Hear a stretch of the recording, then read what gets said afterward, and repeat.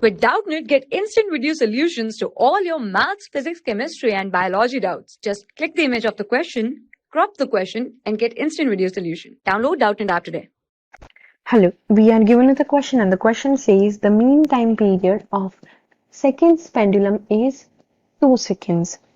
Right, so the mean time period is 2 seconds and mean absolute error in the time period is 0.05 seconds. Right? To express maximum estimate of error, the time period should be written as what? So how do we write this value? Right, with the error. How do we write that? Since mean time period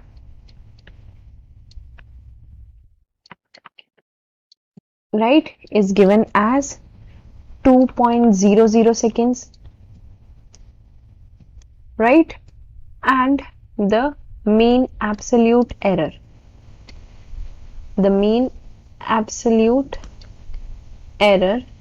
is given as 0.05 seconds, right? So error can be positive as well as negative, right? Therefore the time period t can be written as 2.00. So both the time period as well as the error should have same number of precision digits, right?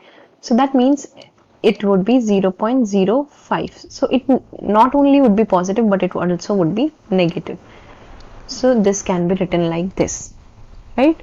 So this is the expression for estimate the maximum error, right? So the answer would be 2.00 plus or minus 0.05 seconds. That is option C. Thank you. For class 6 to 12, IIT JEE and NEET level. Trusted by more than 5 crore students. Download Doubtnut app today.